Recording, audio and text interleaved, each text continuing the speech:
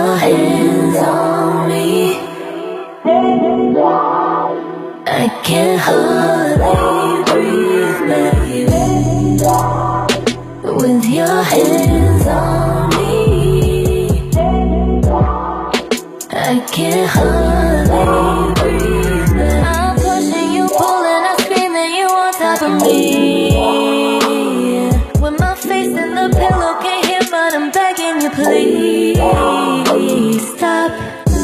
But you keep going and going. I don't know where this is going. I feel your weight on my chest. Breathing gets hard, I don't know what is next. Neighbors always speaking cause they know your name. Cause every single night I'm screaming out in pain. Love like this won't catch up to us. One of these days I'm gonna get enough. Keep it on the low, don't wanna know. Every mark of passion trying not to show. Never know that love's supposed to feel like this. With your hands on me, baby, I can't hardly breathe. With your hands on me, I can't hardly breathe.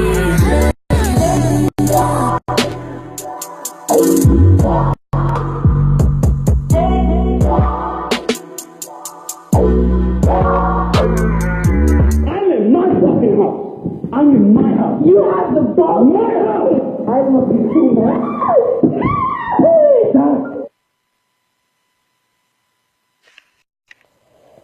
Views expressed on shows are those of the host, guests, and callers, and not necessarily those of the station, its management, or other advertisers. Use of these shows and all services provided therein are for personal use only. The Elevations Radio Network holds no responsibility for the validity or accuracy of information on these shows.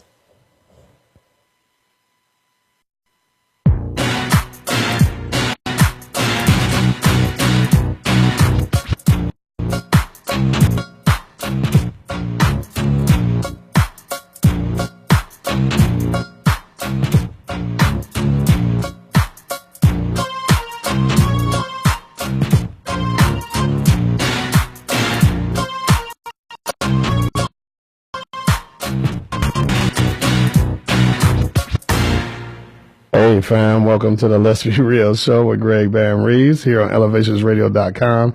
I am your host, Greg Bam Reaves, along with the beautiful Benita Rahman. Hey. Hey there. How are you? So I got a lot on my mind. This is your show. This is your show. Callers, call in 440-252-0518.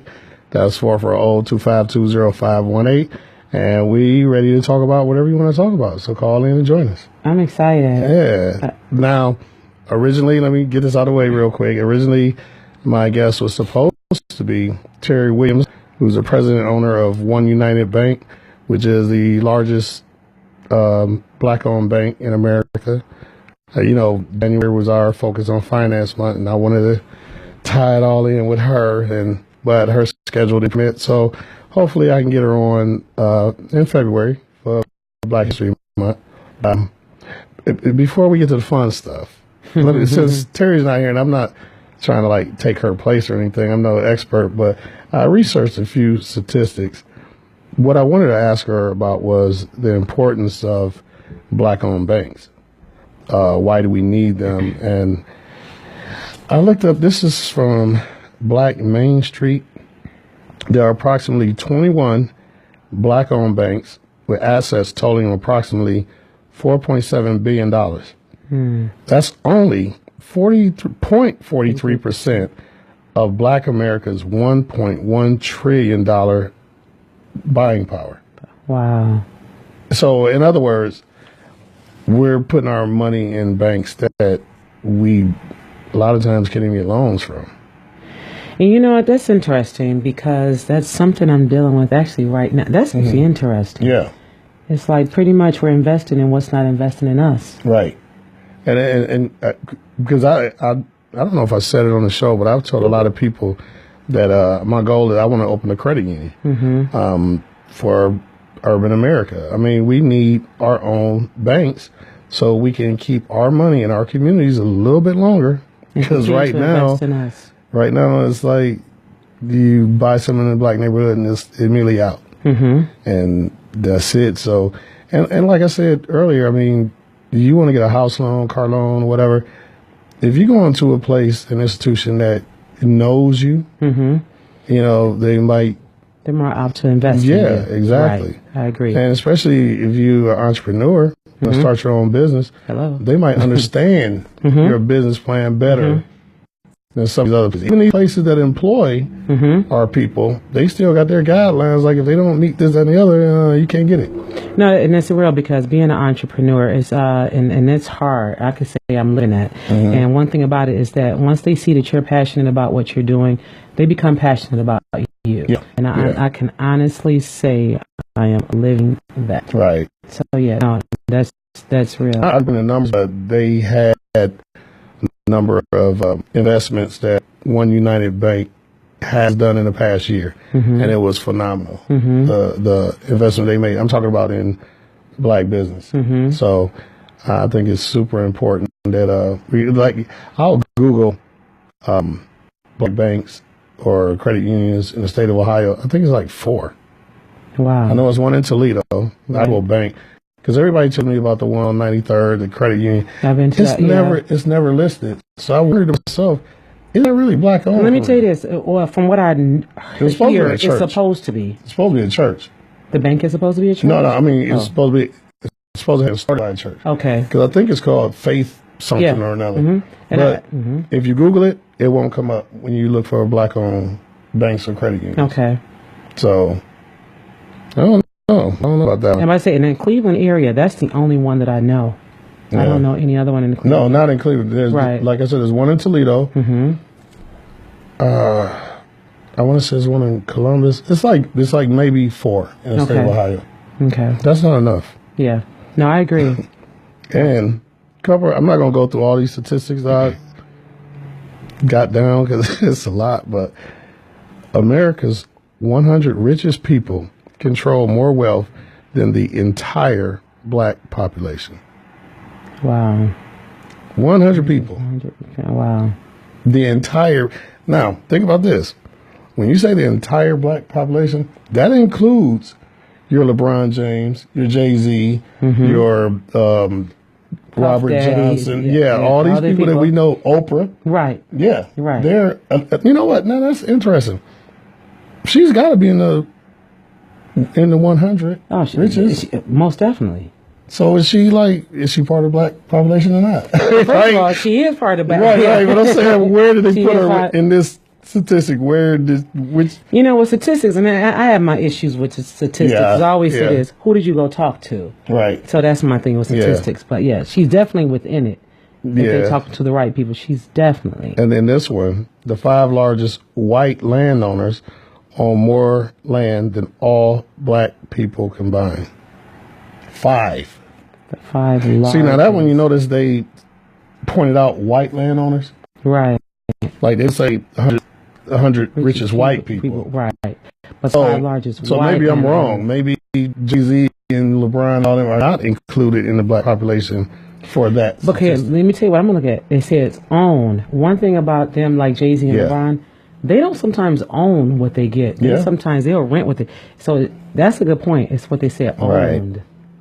No group watches more television than African Americans. I can believe that. And I didn't even hear the rest of it. Right. 37% more. Who lean heavily toward programming that includes diverse characters and casts. Black women watch more television than their male counterparts. I agree. Especially, I always say with this, and I don't apologize anything I say. I said this hood/ratchet television now. Yeah, the reality shows. And I call it ratchet, which are not reality at all. It's nothing reality because I believe it's all scripted. But with that being said, I believe that's it. But can we, even though I consider ratchet too, but can we say that maybe those are our black soap operas? Is that our black Young and the Restless, our black As the World Turns?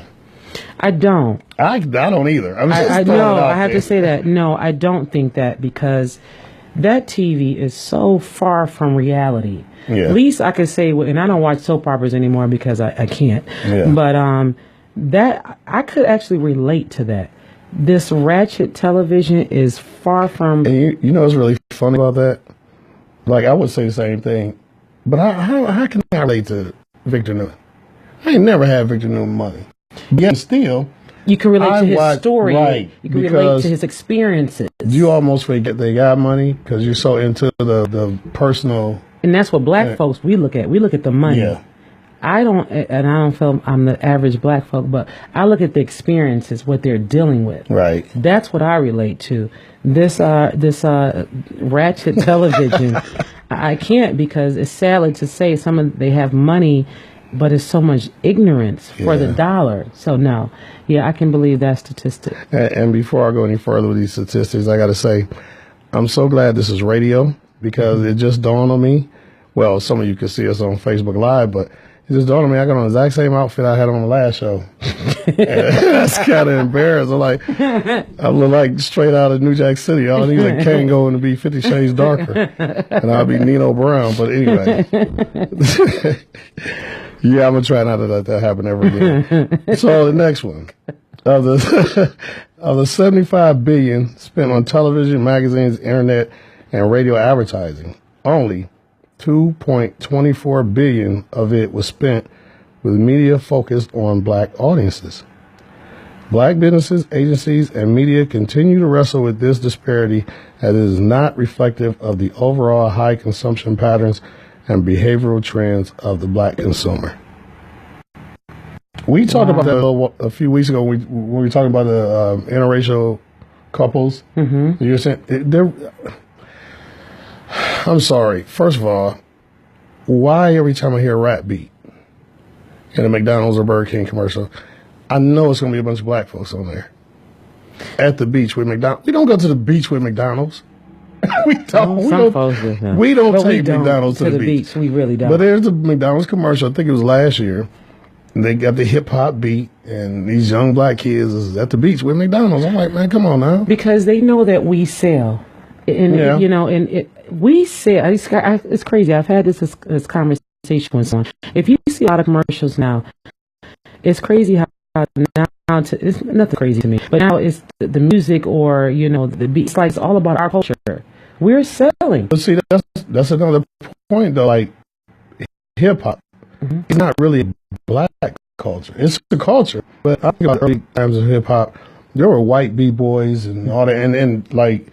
But you don't think that it's our culture, though? No, I think it's a culture into itself. It's just a whole style and fashion, and I think it's our culture. I think it started. I think it's given us. I'll put it this way.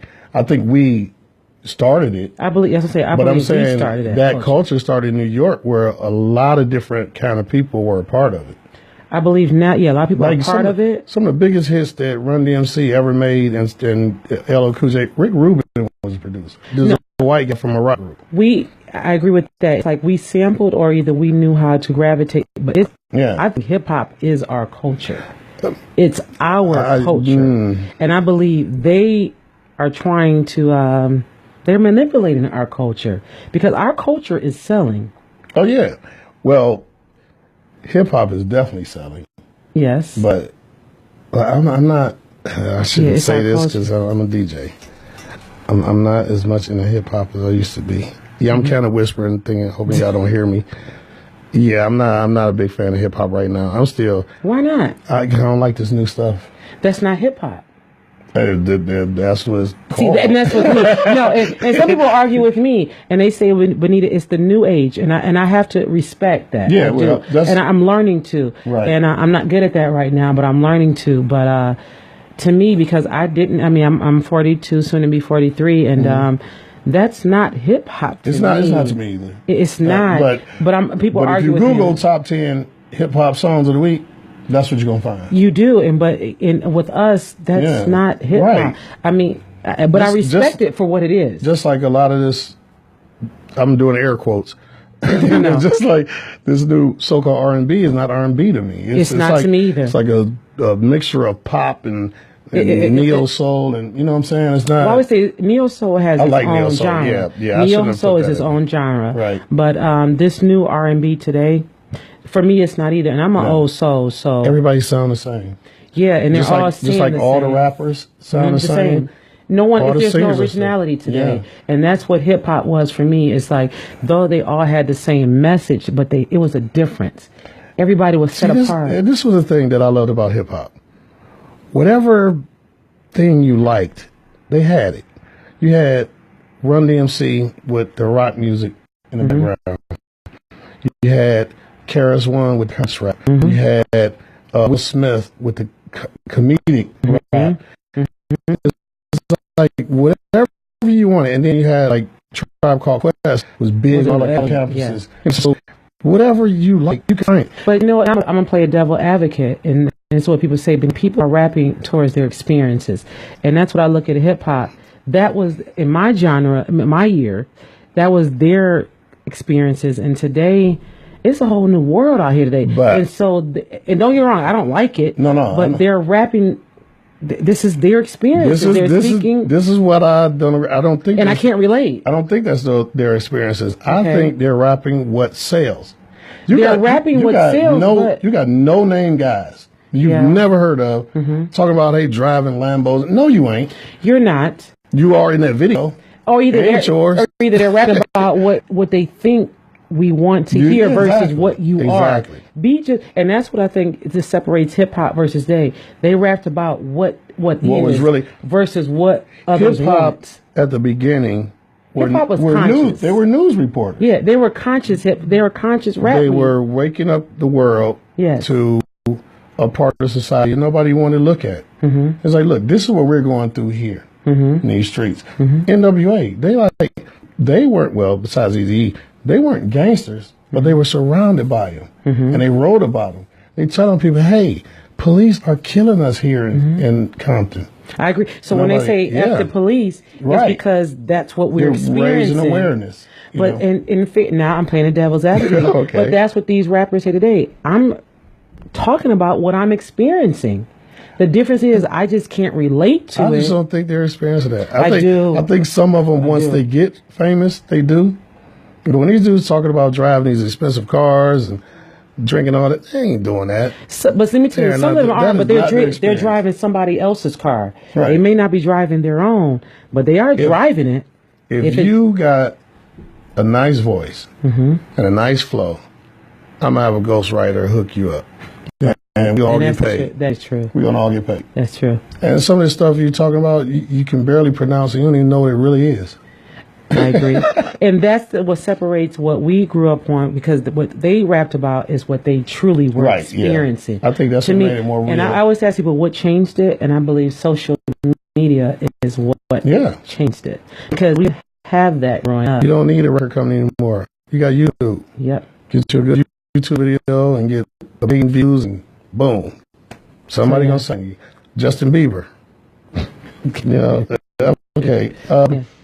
Phone lines open at 440-252-0518. That's 440-252-0518. Give us a call. We'll talk about what you want to. Let me say real quick. Oh, what is the name of this thing? What we have in Monday, February 19th? What is it called? The Connect. Monday, February 19th. At, I want to say, I hope I don't blow the name of this place, Cavante's Restaurant and Lounge.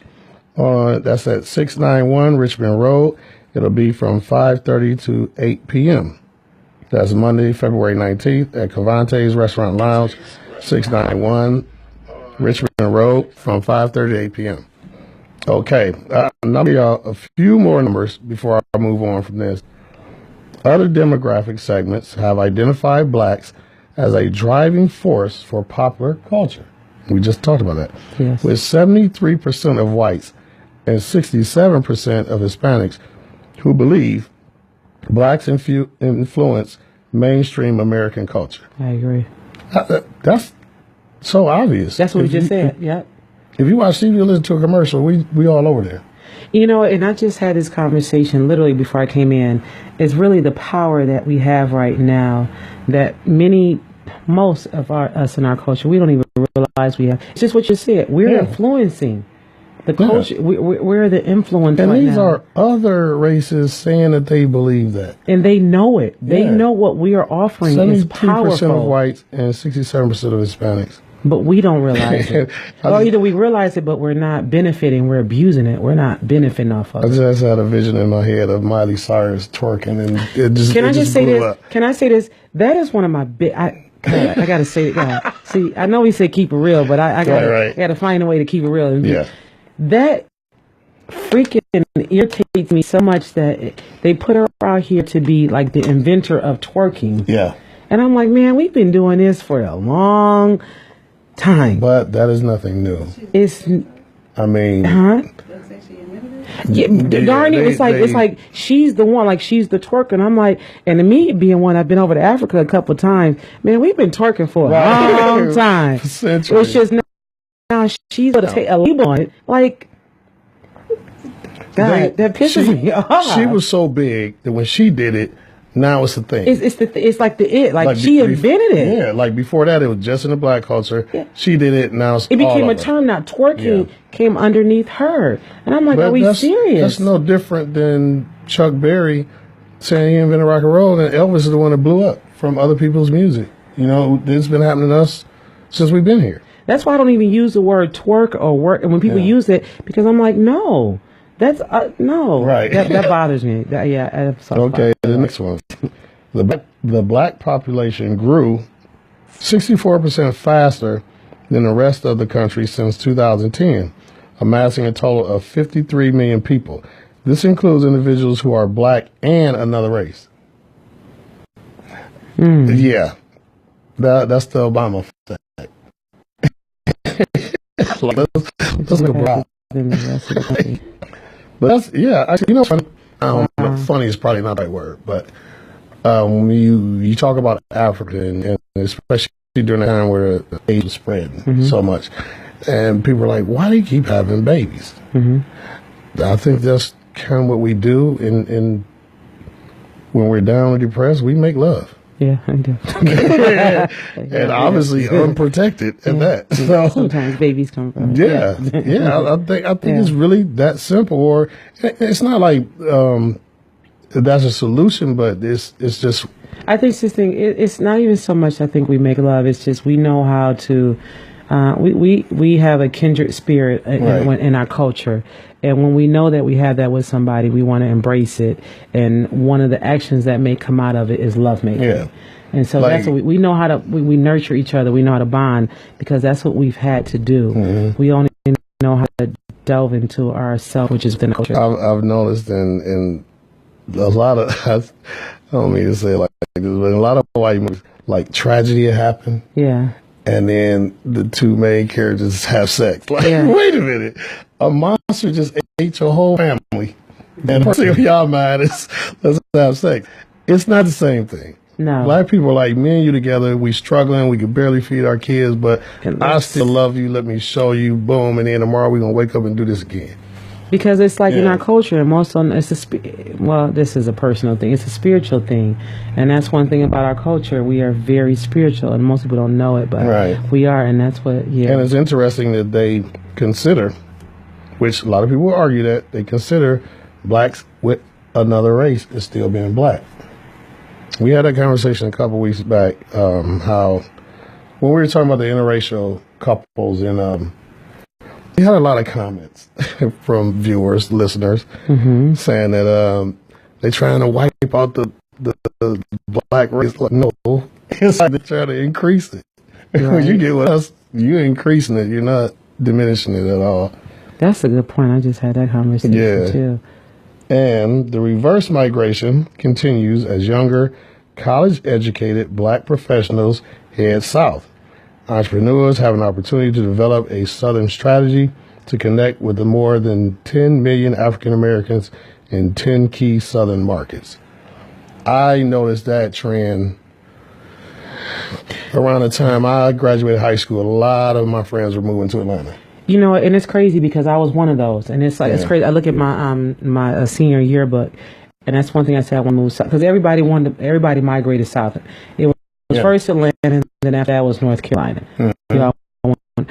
And but I get when I go out to Atlanta, you see so many of us prospering and in the businesses, and you feel like if you go there, we would do so much better. Yeah, well, I mean, it's opportunities. You actually have what we talked about from the very beginning. You got more black-owned banks there that's willing to give you opportunity if you're an entrepreneur. I got a friend living in South Carolina, like, man, it's easy to start your own business here.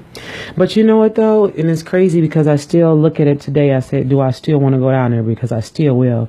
But I always say, you know, what I love about Cleveland, I say, if you can make it in Cleveland, you can make it anywhere. Yeah, I still believe that. I do. I stand by that. Yeah. But I believe that. Yeah, if you can make it here, you can make it anywhere. But you can make it here. And I tell people all the time, don't forget, if you leave, you're taking yourself with you. You are. So if you're a failure here, no, I'm just kidding. You might be able to succeed somewhere else. And I like this phrase, reverse migration, because I remember the generation before me, like my mother's generation, my grandmother's generation, they all came, well, they all went to Detroit first from Scuba, Mississippi. And everybody was coming up north from the south because automobile factories and steel companies, there was opportunity for minorities here. Now the reverse is true. I mean, yeah, there's opportunities here, but entrepreneur, there's more opportunities down there. So that's why this phrase, reverse migration, I see that. A lot of people that leave this area now are going back down there. Not necessarily just Atlanta, but South, period. And I can speak on this, and it's you know, because I've been thinking about this. It's like if I was to go down to Atlanta, would I be more prosperous down there? It's hard because I've built a base here, and that I guess for me, it depends on what you're doing. Yeah, I was about to say, what you do, I think you can make money wherever you go. Yeah, for me, and actually, in Florida, massages in Alaska. Yeah. And that's why I'm happy to be in the business. But you know, in Atlanta, sometimes I wonder first of all, I think I'll be great anywhere personally. But what I do, I can be great anywhere. But I always think about that with Atlanta. How would I be down there? Yeah, I never think about Atlanta. Really? Why? Because I love Atlanta. I don't know. I don't know. I love Atlanta. Okay, let me say this. When I get rich.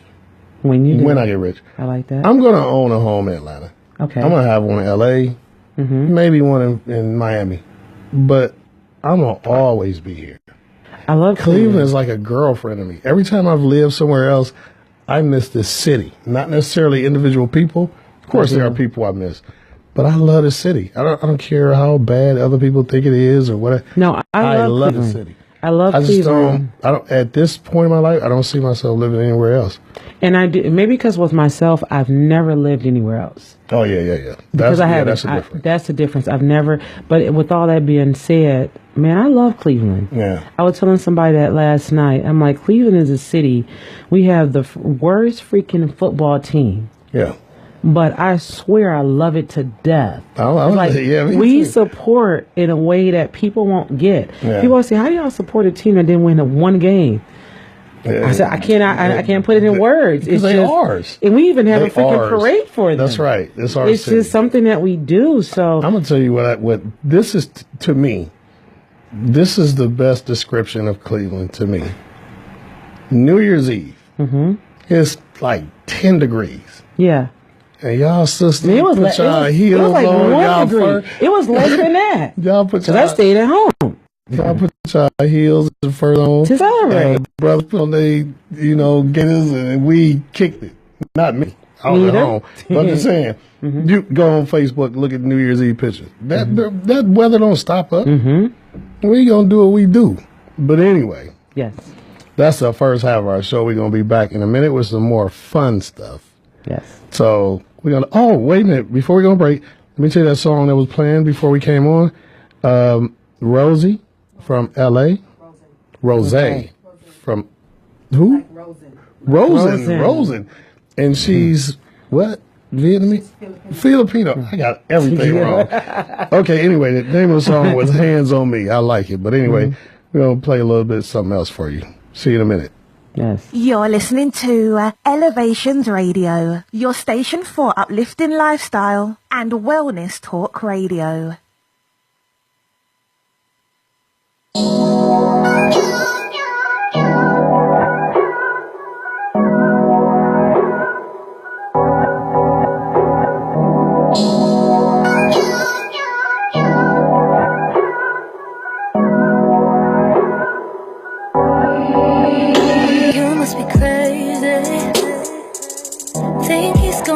your crooked smile. The way you let no one can take it. The only one gonna love you right, baby. Gonna treat you right, baby. And you know it. The things you said play over in my head. Only you can love me time and time again. You say it and I believe it. And boy, it kept me from leaving, thinking no one else can love me right. Then I learned I was more than this, and love shouldn't hurt like this.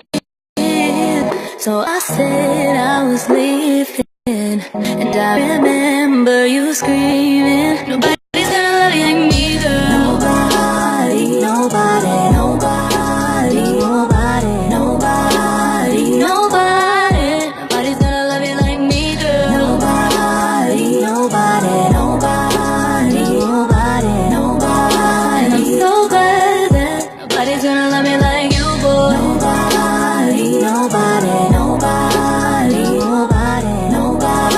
And I'm so glad that nobody's gonna love me like you. Nobody, nobody, nobody, nobody, nobody. So glad that nobody's gonna love me like. What if he's right and I'm just being crazy and stupid? What if I leave? Would I regret? Would it be foolish? What if I go right now and nobody pursues me? Is it all true or am I just making excuses? What if love don't get no better than this? Should I stay and accept a love that doesn't exist? What if I really needed you? What if I gave up way too soon? I used to cry myself to sleep at night. Say I ran out of reason why. So I said I was leaving, and I remember you screaming, nobody's gonna love you like me, girl. Nobody, nobody, nobody, nobody, nobody, nobody. Nobody like me, girl. Nobody, nobody, nobody, nobody, nobody. And I'm so glad that nobody's gonna love me like you, boy. Nobody, nobody, nobody, nobody, nobody. And I'm so glad that nobody's gonna love me like you. Nobody, nobody, nobody, nobody, nobody. So glad that nobody's gonna love me like you.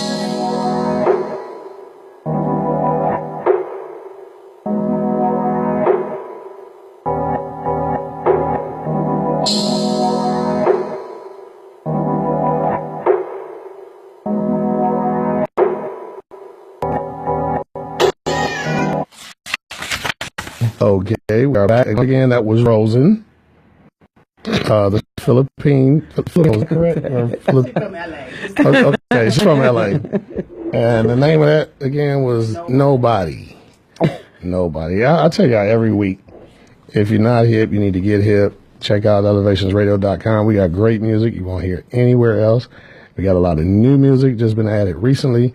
So check us out even when you're not listening to my show. But make sure you listen to my show. Mm-hmm. And anyway, callers, phones are open. 440-252-0518. 440-252-0518. Now, well, okay, I'm going to start with this. I had no idea there was a women's march this weekend. Really? I'm watching CNN. You know I'm addicted to CNN. I'm watching CNN, and there's a huge crowd in Seattle, and L.A., and New York, and Chicago. And Cleveland. Like, no, they didn't show Cleveland. I knew it was in Cleveland. Well, I had to actually go on Cleveland.com to see if we marched here. Yeah. This is not our first time. No, I know, but last year you saw a huge crowd. Yeah. And it wasn't like the weather was that bad this past Saturday. But, excuse me.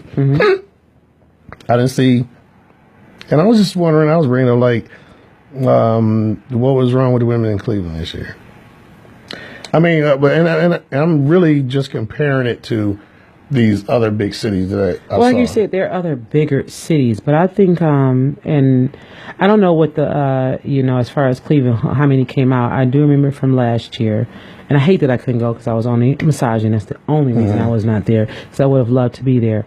But when you say what was wrong with Cleveland, what did you not see? Well, I think like you expect a big crowd in L.A., New York, Chicago. Right. But when I saw like Seattle and San Francisco, like, why am I not seeing Cleveland? Because I know women here have been very supportive of women things. And I just didn't see anything. If it wasn't for me being addicted to CNN, I wouldn't have known that there was a march last weekend. And the only reason I knew, because I knew it from last year, and yeah, I don't know. I don't know. I guess what I'm saying is, like, did Cleveland not show up the way that you think they should have, or? I really don't know how they showed up, because I read it. I didn't see it. Yeah, I just read it. I didn't and I only saw. I honestly, with me, I only saw it through social media. Anybody know I'm an IG person. I hate Facebook, but I'm an IG girl. But from what my friends who were there, can't say that. We might need them as a sponsor. I swear, please sponsor us. But I just let me tell you why. Can I say why I don't? Go right ahead. I'm a very intimate person, and Facebook just has so much stuff. It's like when you go on Instagram, it gets straight to the point. And if anybody knows me, I like to get straight to the point. And Insta and Facebook, it's just so much extra like stuff. And it's like, let me just see what I need to see. So that's that. Okay. So no. With that being said, I did, from the friends I had that were there, it seemed like it was pretty good for Cleveland. Okay. It seemed like Cleveland represented pretty well the women. It might have been. It appears. I mean, I was actually just asking because, like I said, I didn't know. I didn't hear anything or nothing on social media or nothing. Now, that is the bad thing. It wasn't public. That march is not publicized at all. Yeah. It's not, and I don't understand why, but it's not publicized, and I think it should Well, I know last year I think that was the first one, right? I want to say that's the first time I heard about it. With the pea hats? Yeah, and I say that only because we're in a state where, as far as women, our voice is being heard so much that it should have been publicized more. Yeah. That's why I was disappointed. Because normally I know about stuff like that. Yeah, no. That's going to go down. And me, because I support so much of women movements. Right. It's like, to me, it wasn't publicized the way I think it should have. And this one was very interesting this year. There was a lot of anti-Trump stuff going around. And I'm sitting there laughing to myself like, you are the ones that voted for him. And that's what can I say this? It was majority white women. That voted. I have to say that. Them. And I still will never understand that. But the only way I understand it, and I had this discussion with my dad, it's like, to me, that was just, I don't know. It's like, are you that angry with us as black women just to get a white person? Right. Because I'm like, how, as a woman, forget white, black, purple, or green, as a woman, how do you support a man that does not show respect for women? I don't care about color. He don't show respect for anybody. Right. It's just women. Yeah. How do you, are you that angry with us? Because I always say, if you're that angry with us, you're angry with yourself. Yeah. So. And he ran against a woman. That disturbs me. Yeah. And this has nothing to do with the Women's March, but I thought about this because of all these award shows, everybody's wearing black for the Me Too movement. Yeah. And there's more and more women's sentiment going out and like, okay, men move. It's our turn. But I'm thinking about this doctor that was abusing these, and I'm going to call them girls. They're young ladies now. They were babies. At the time. They're young ladies now, but they were girls when this happened. Yes. 156. You know what? My dad, and anybody knows me, I speak about him so much because I'm such a daddy's girl. But it saddens me, number one, because of the girls who they were telling some of their stories and people didn't believe them. That's scary, number one. Yeah. And I thank God. And then my dad was telling me when we discussed it, as far as young girls, we should not have a male OBGYN. Right. And I said, I can remember I did have one. But back then, and it's even sad because there was never a woman in the room. Right. Today, if you have a male doctor, OBGYN, that's looking at certain parts, you have to bring a woman in. But honestly, for real, this is so bad on my part. They get rid of male OBGYNs to me right now. There's enough women doctors that can do that. You shouldn't, but in fear, because I know that ain't fair. That's a good point, because I was thinking, I'm like, today, when I was coming up, there were not that many female doctors. Well, today I always think, like, if there's a male OBGYN, why do you want to be an OBGYN? And that's not fair. No, and I shouldn't think that way. That's but true, I'm thinking today, why would you want to be a male OBGYN? Yeah. But that's not fair. Yeah, that's not fair. That's That's discrimination. not fair. Yeah, it's not. That's discrimination. But I'm just thinking in my mind, like, in this day and age, who would be comfortable? And it's sad because I told my dad, I said, Dad, I had a male OBGYN. And at the time, I didn't think nothing of it. And thankfully, I didn't think anything of it. But today, no, I would not have a male OBGYN. The one thing that I really liked about this case, now granted, I love the judge. Now granted, yeah, I did too. I love her. Granted, they spent a lot of taxpayer money. Mm-hmm. But every single victim had a chance to speak. Tell their story. That trial lasted a week. But let me tell you, and that's why I thought, and forgive my word, dope, but I thought that the judge was so dope because she wanted those stories told. Yeah. Because those stories had power. Well, he tried to say his heart couldn't take it. He said, dude, what these girls went through, yeah, your heart couldn't take it. And unfortunately, I didn't get to see, my dad told me, he said he watched the whole trial. I didn't get to see the whole trial, but I think what the judge, she wanted those stories to be told because there were power in those stories. And I believe there's power in stories. She wants those voices in his head. She needed those voices for the rest of his life while he behind bars. But then I always say, then I was thinking, I'm like, does it matter at this point? Because it matters for them. It matters for them because I'm like, he better hope he lasts in jail because I don't think he's going to last too long in prison. No, I don't think he's going to last too long. I'm going to tell you this too about that. Prison is not like it used to be. Them guys, they don't. I don't think he's gonna last. They don't do that like they used to. They don't. I don't care. With him. And plus, he's going to federal prison for the first 60 years, so he's going to be like isolated. They're not going to. I just hope he last. I wouldn't say I don't hope, but right. No, and I don't. But it's just when I watched the stories that I was able to hear, and me being such a female advocate, right, man, and it's sad. These were babies, and I'm a father of 2 daughters. That just he's sick. He's sick. Okay, let's go past this real quick to Tide Pods. Tide Pods. What is wrong with your children? But can I say this? It's not even children. It's grown folks. Oh, grown folks? I did because where I work at, the owner, he had to show me that story because I didn't hear about it, and we YouTubed it. It's some grown folks. Okay, this is the part. Folks. This is the part I'm trying to figure out. Okay, because all I heard is how many people getting sick and almost dying from this. I'm like, why are you not trying to get high? You cannot be trying to get high. But that's what they're thinking. Off of eating detergent and bleach mixed. But see, what I think is, keeping it real. If you want to keep it real, it's like, first of all, who told you there was something in a Tide Pod that can enhance your mind? What's in that? Like, what makes you go there? You have to already have been high to come up with. Yeah, because I'm like, who says, hey, let's try to. God, my language. Let's engage in a Tide Pod. Who thinks that? You doing laundry and say, I want to try a Tide Pod. I wonder if I eat this, will my clothes get cleaner from the inside? That's all I want to know. Who says a Tide Pod? Yeah, I don't. I'm not understanding that at all. Can I keep it real? It's like if you just smoke a joint and call it a day, right? But who says let's try a Tide Pod? Eat a Tide Pod. Yeah. And then I'm thinking they can't be trying to get high. I'm like, this is one of those goofy challenges like the cinnamon challenge where people eating cinnamon and just almost choking it. Yeah, you just down some cinnamon and you start choking. And this went on a couple years ago. This is stupid too, but at least it was cinnamon. It wasn't detergent. I don't. And when I put this down, it made me think about this is kind of crazy about stupid laws.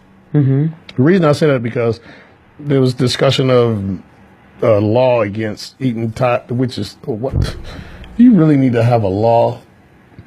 And it made me think of what I think are stupid laws. Texting and driving to me is a stupid law. First of all, it's not. I'm saying because I'm guilty. First of all, I know people text and drive. I'm bad. I think that part is kind of stupid, and I do it too. I'm bad. But to have a law against it. Can I tell you where I think where it's not stupid is because those who are being killed. I believe that's where the law came from because I am so guilty of. I have probably escaped a lot of accidents that could have occurred due to texting. This is the thing. I've never met a person who got a ticket for texting and driving. No, I've never met that either. Now, I've seen commercials where people killed, like, this was their last text. And I know someone who's been in an accident due to texting. I've also seen commercials, people dying from smoking, people dying from drunk driving. Yeah. There's no law against drunk driving. There's no law against smoking. Yeah. No. Text. Nobody's going to get pulled over for texting and driving. No, but Shaker, you got to be careful. Shaker will do it, though. If they see you. Yeah. And if you see them first. Yeah, put your phone down. Yeah. Right. This is another one. Been argued with for years. I don't know of any state that has passed it yet, but I know it's getting close to being passed in New York, and I heard Atlanta. Sagging. Oh, I would love that. I wouldn't. I think it is a waste of a law. What are you going to do? Put them in jail or I don't, but it's just I'm so offended by it. I am too, but think about this. But it is a waste of a law. But I'm just what you offended. are saying is you're making a law against how somebody dresses. No, I'm making a law against how you represent yourself out here in the street. I got to see your. That's how a person is dressed. That's how he's dressed. That's like saying if a woman is too big, you get a ticket for wearing leggings. No, it's the same thing. I want to talk to someone. Okay, caller, you there? Yes, this is a response to about the law about texting and driving. Yeah. Now in Michigan, you would definitely get a ticket because I know a lot of people that have gotten tickets. Really? Even if you're looking down and if they think you're texting, you will get pulled over. Because we have a lot of accidents like that. Well, I got to be honest with you. Part of my reason for thinking this stupid law is because a person that brought it here to Cleveland is a popular politician who's been caught several times drinking and driving. And I'm like, you're drinking and driving, but you want to make a law about people texting and driving. I agree That is really my issue. I mean, obviously, I don't think anybody should text and drive. I'm just saying here, and I'm glad to hear that Michigan is doing something because I don't know of anybody here that's gotten a ticket for it. And I'm pretty sure people have. And like I said, I'm not against it because I'm guilty of it. And I need to stop. I'm I'm going to admit it. I'm guilty. But can you tell me, like, what is the fine in Michigan for texting and driving? What is the fine for that? It's $100. 500? 100. It's 100. $100. Oh, yes. That ain't enough. Yes. Yeah. And let me tell you, it's not. It's not enough. That's less than a speeding ticket. And the only reason I say it's not enough. Mm-hmm. Go ahead. And then we have like a lot of kids, teenagers. They're texting and driving, so we do have a lot of accidents. So because they're not as experienced as I would say. Someone older who can make multitask because I can eat McDonald's, drive, and talk on the phone. Not saying that I do it. Yes, you do. No, and if I get into and I believe that's the reason the law came about in the first place because of teens. The teens, they didn't think us grown folks text and drive. Yeah, I agree with that. I used to try to wait till I got to a stop sign. I'm not. And I don't know what's wrong with me. I'm stupid. No, and I think that's what it is because I could say I tell my nephews that and they're teenagers. It's like with us, we are better at we're better at multitasking, but they don't. They don't. No. It's like it's instant. First of all, they're in this instant mindset. You got to do everything right away. So no, I'm not against it, but some of them shouldn't have driver license anyway. Yeah, that's I think they paying the guy extra or something. Yeah. Thank you so much. Yes, thank you guys. Have a great night. Okay, thank you. You too. Yeah, but no, I want to get back to the sagging thing for a minute before we move on. Please, No, because to me, I cannot stand it. I think but to make a law about the way a person dressed, I think is dangerous. And I guess what I'm saying is that to me, it's not making a law of how someone is dressed, but that sagging thing, and maybe as a woman, as not even a female, as a woman. I am so offended by that. I don't want to see to make a law. No, and you're right. Because maybe not so much a law. I would go to the legging thing. No, yeah, you're right. Because some women should not be wearing. No, but it's just I don't want to see your freaking underwear. That's right. I have such an issue when I see men, especially freaking men. Yeah. Like it's underneath your buttock cheeks. Yeah. Like you're purposely and you're walking around like a freaking penguin. Yeah. And I'm only saying this because I'm so passionate. Trying to run from the police. Yeah, I see you running, and you're running like a penguin, and I'm like, wow. Yeah. Like it's really stupid. It is, but I think making a law against it. Yeah, a law. I think that's not only is it stupid, it's dangerous. Yeah. No, like I said, now all of a sudden you can have a law against any type of dress. The app about swabbing your mouth and rubbing on the phone to find your true love. Oh no. Okay. See, that's Gerard. We're gonna say that one for the relationship month in February. That's interesting. I've never heard of that one. I haven't either, and I know why. And I'm going to look into that. Swab. Okay. You swab your mouth to rub it on the phone. We'll tell you all about that later. It looks horrible. Wow. I'm going to make sure I look into that, Gerard. Seriously. So we wow. Getting close to the close here. I got a couple more things I want to talk about real quick. One, Omarosa is not going away. She just got signed to a company called American Program Bureau, which does, I don't know if it's motivational speaking, but they got speakers that speak. And there's a lot of big name people that's part of this company. Mm-hmm. She can get up to $500,000 per speech. And they say they believe they can get her 10 speeches in the first 3 months. $500,000 in 3 months. You know, can I say something? The first thing that came to mind as you were reading that, it's sad because, in one respect, I want to say I have no respect for Omarosa because people say she sold out. Right. But at the same time, man, I want to hear her story. That was her game plan from the get-go. Omarosa, I swear, I always play the devil advocate in everything because she knew what she was doing. She's not. I may not have liked how she went about doing what she did. But I believe she had a plan, and I believe we're underestimating her. That woman had a freaking plan. America loves the people they hate. Yeah, Omarosa had a plan. Our president right now. She knew what she was doing, and people want to say that y'all president used her. She used him. I think they use each other. And she's about to freaking benefit from this right now. I think they use each other. They were kindred spirits. Right. They belong together. And it's sad that we have to sell, because what I'm disappointed, I feel like she's selling her soul, and I've never had to do that. But at the same time, man, I want to hear her story. It could be. I can't wait to hear. I just don't believe she's going to come with the truth. I don't know why. I don't think we'll get the truth from her. We won't get the truth because the game is to be sold, not told. That's what they say in the streets, right? No, and that's where I don't relate to. And even though a book is selling, she ain't trying to get that. Because you can only tell so much of the truth. In her position, you can only tell the truth so much. If she told the whole truth, her career is done. She can't sell. That's right. Her career is done. Yeah. So that's what I'm like. So I am intrigued by what she will tell, but we won't know it all. And to me, that's the only thing I relate to is I have to hear the whole truth. So I brought up, I don't want to spend a whole lot of time on Omarosa, but I brought her up because of this Monique boycott against Netflix. Now, okay, first, let me say this. I'm not boycotting Netflix. No, it's just too much on there. Nobody's gonna boycott sorry. it. Not for you, Monique. But once again, we're not profiting from Netflix, so it's different. Now, there's some things about this that I really didn't look at until I had a conversation with our producer Robin before the show, because my initial response was, "You're talking about Dave Chappelle, Kevin Hart. You ain't on their level." But Monique, you are not on their level. But Monique, she does deserve more, and I get her position. But you're right, she's not on their level, but she does deserve more than what they were offering. Robin brought up a good point. Like, y'all could even offer a meal ticket. Right, that's it. She deserves more. No, I mean, she does. But see, this was what I was thinking. If I called you, said, Benita, I want to give you $500,000 to do a special, and you say, nah, I can't do it for less than $1 million, and I'm like, well, okay, I'll give you $1 million, or I'll say, all right, I'll call, bye, thank you.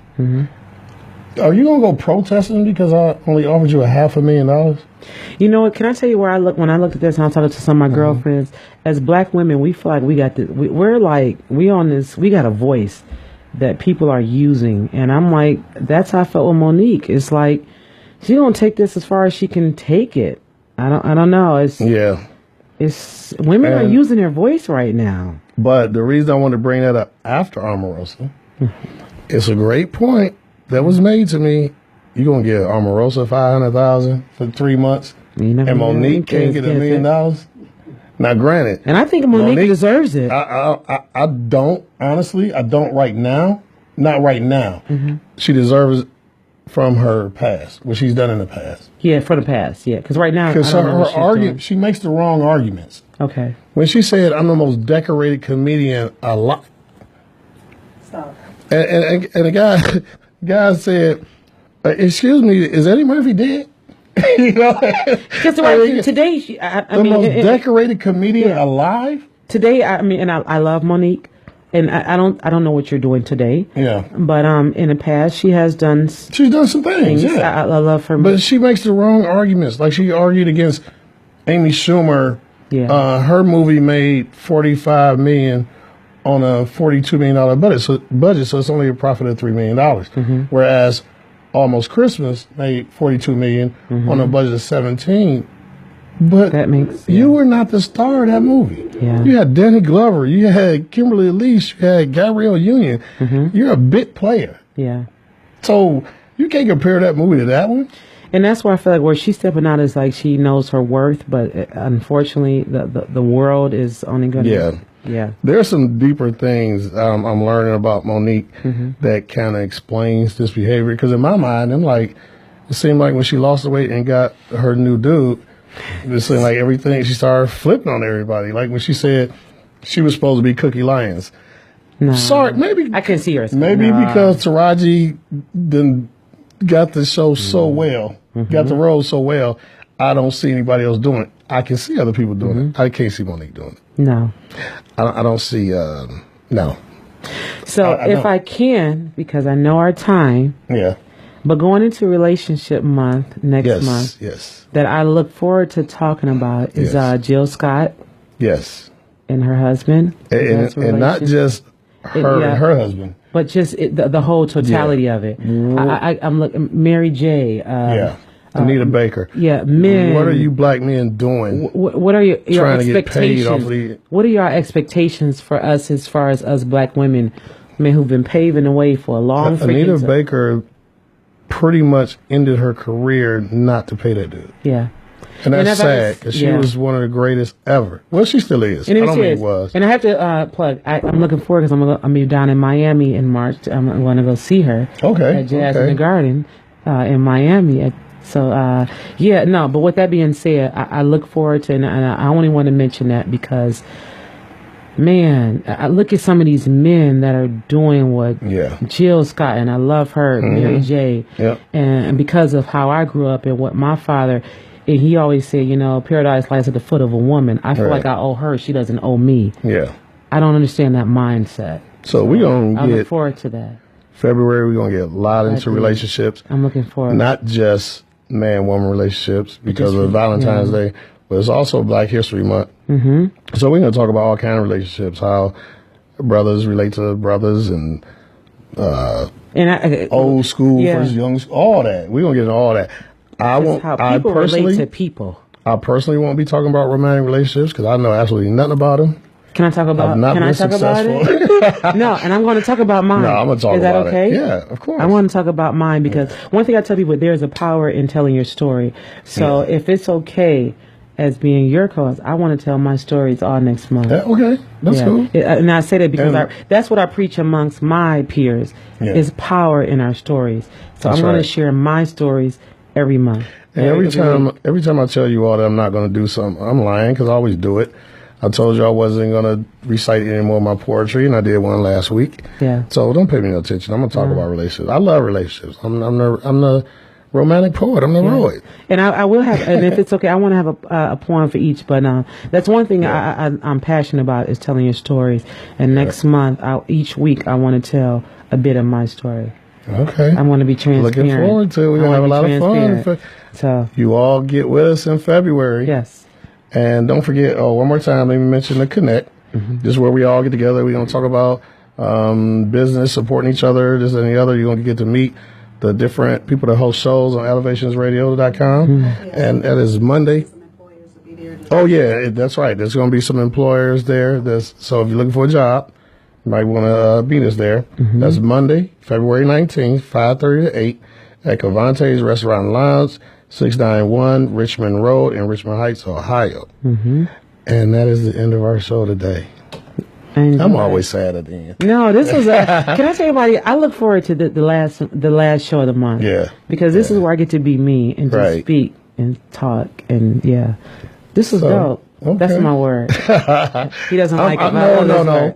I'm adjusting to it. I'm adjusting to it. I won't use it, but I will. I'll accept it. Yes. So, like I always say, develop your hunger for knowledge and feed it. Pick up a book and read it. Set a goal and see it through.